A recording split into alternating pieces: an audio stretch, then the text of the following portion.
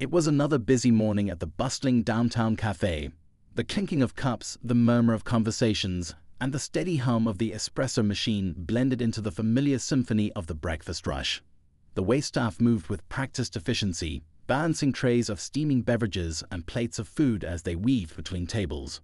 Among them was Mark, a young waiter with quick hands and an easy smile, though today his focus was stretched thin. At the corner table sat a man whose presence demanded attention, though he didn't ask for it.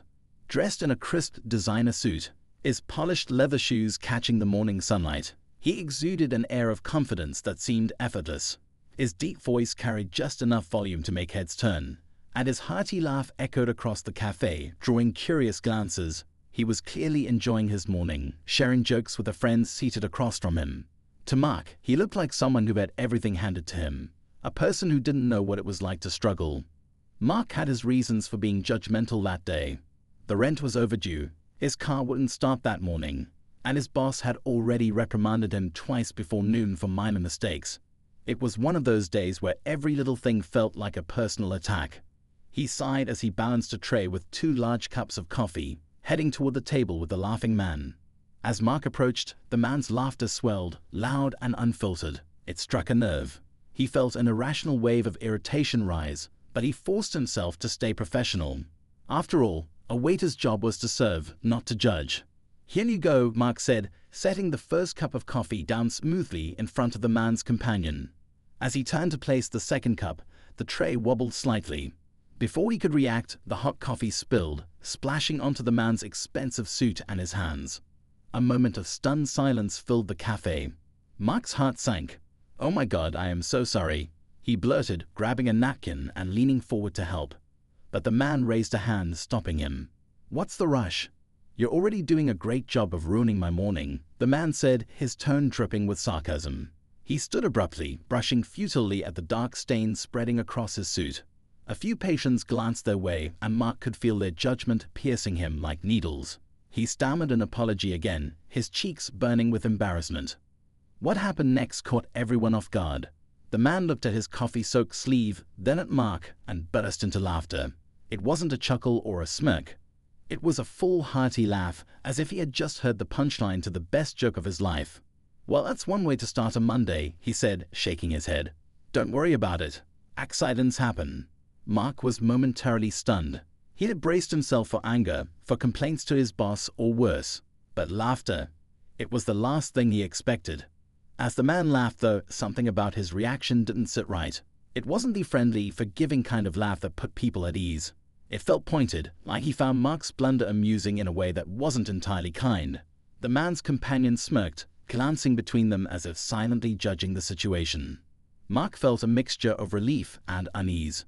"Let me cover the dry cleaning cost," he offered quickly, trying to salvage what little dignity he had left. But the man waved him off. "Don't worry about it, kid. You probably can't afford it," he said with a grin that didn't reach his eyes. The words stung, and Mark felt his cheeks flush again, this time with anger. The man turned to his friend and muttered something under his breath that made them both chuckle. Mark didn't catch the words, but he caught the tone. It was dismissive, almost condescending. He clenched his fists, forcing himself to swallow the retort rising in his throat. He needed this job, no matter how much his pride screamed at him to stand up for himself. The moment passed, and the man returned to his seat, still chuckling. Mark hurried back to the counter, trying to shake off the lingering humiliation. But as he glanced over his shoulder, he noticed the man watching him with an amused expression, as if he were a performer in a play the man found endlessly entertaining. Mark didn't know it yet, but this wasn't the end of their encounter. It was only the beginning. In a matter of days, everything about his perception of that man, and his own life, would change forever. The rest of Mark's shift dragged on. Every time he glanced at the corner table, the man in the designer suit seemed to catch his eye, as if he was waiting for Mark to mess up again.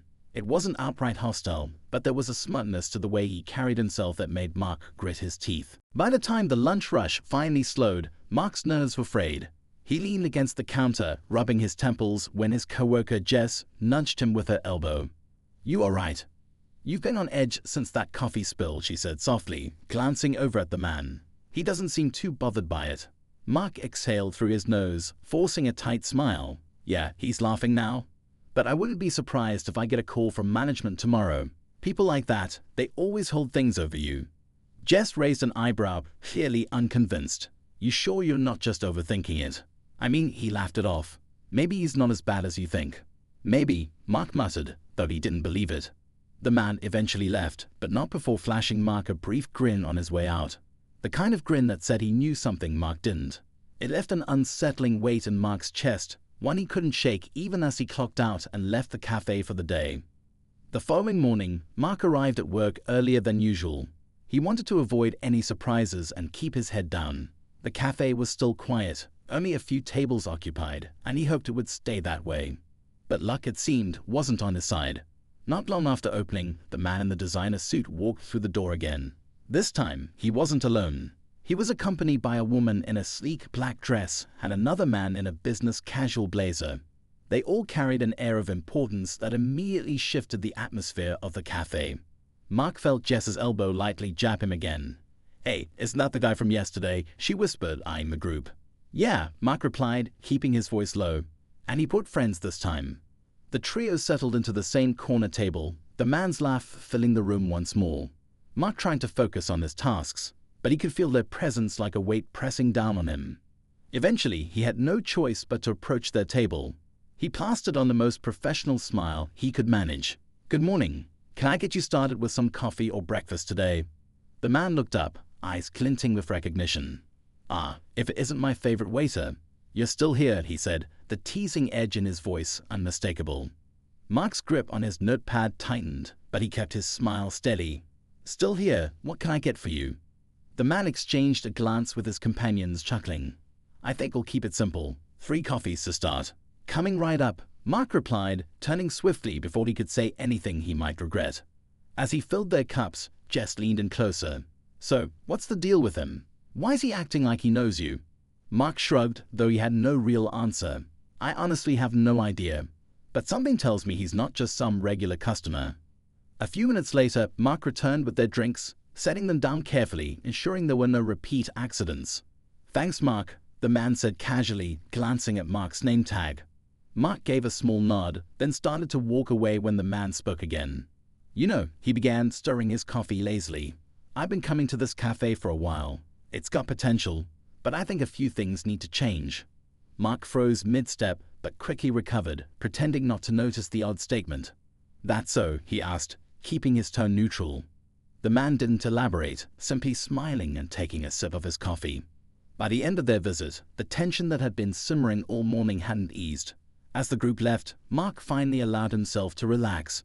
But later that day, as the cafe started to close, his manager called a staff meeting.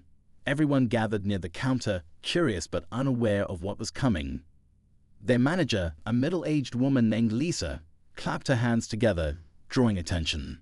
"All right, everyone, I've got an announcement," she began. "Starting next week, there will be some changes around here. We have new ownership." Mark felt his stomach drop. Lisa continued, "The cafe's been sold. The new owner will be visiting in the next few days to observe how we run things. I expect everyone to be on their best behavior." Mark's heart pounded in his chest, a sinking realization dawning on him. He already knew who the new owner was.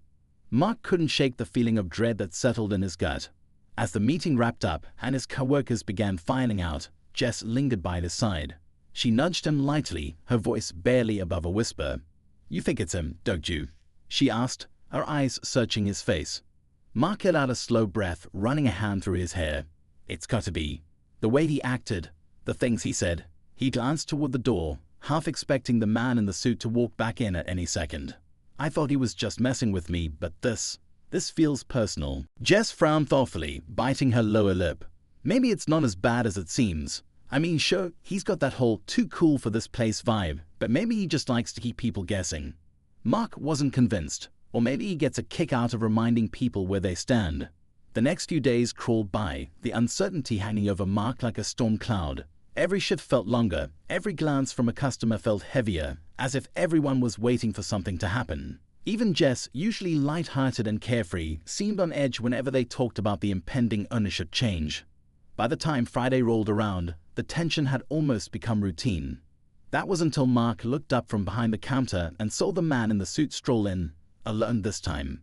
His smile was as sharp as ever, but his eyes held something else. Purpose.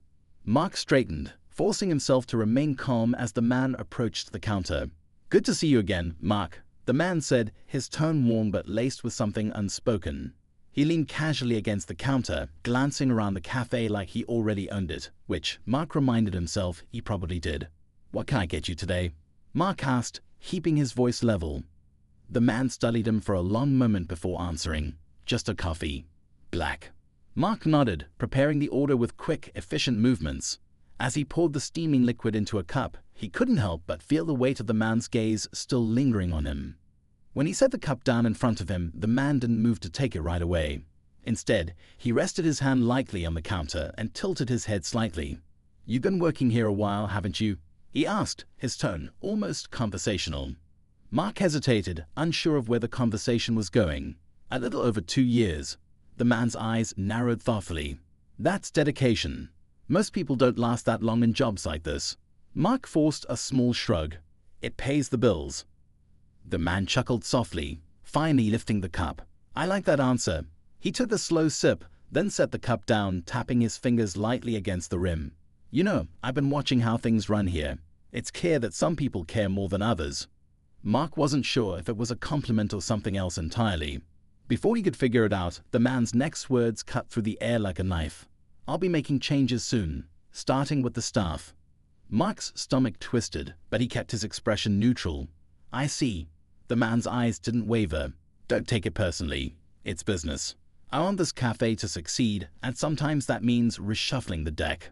Mark swallowed the sharp response that sat on the tip of his tongue. "Is that a warning?" The man smiled again, but there was no warmth in it. "Let's call it transparency." Mark nodded slowly, gripping the edge of the counter just a little tighter. "Thanks for the heads up." As the man left, Mark watched him disappear out the door, his heart pounding in his chest. Jess appeared beside him not long after, having witnessed the exchange from a distance. "What did he say?" she asked quietly, her brow furrowed with concern. Mark let out a slow breath, shaking his head. "He's planning to reshuffle the deck." Jess's eyes widened slightly. "You think he's going to fire people?" "Maybe. Maybe not," Mark replied, though deep down he wasn't so sure. "But I'm guessing it's only a matter of time before we find out." Over the next few days, the cafe felt different, like everyone was walking on eggshells. Lisa, their manager, tried to keep morale up, but even she seemed anxious. There were whispers among the staff, rumors swirling about what kind of changes the new owner might bring. Mark kept his head down, doing his best to stay out of trouble. But no matter how hard he worked, he couldn't shake the feeling that the man was waiting for him to step up. The real shift came the following Monday. Mark walked into the cafe that morning and immediately noticed subtle differences. The seating arrangements had been altered slightly, and a few of the cafe's regulars were seated at tables that felt oddly strategic. It was almost as if the new owner had rearranged things to keep a closer eye on everything. Mark caught sight of him standing near the entrance, casually sipping his coffee while watching the staff move about. He wasn't just observing, he was calculating. Mark felt Jess slide in beside him, her voice low. "I think we're being tested." Mark's jaw tightened. "Yeah, I think we are." The tension was thick enough to cut with a knife, but Mark wasn't going to give the man the satisfaction of seeing him sweat. At least, not yet.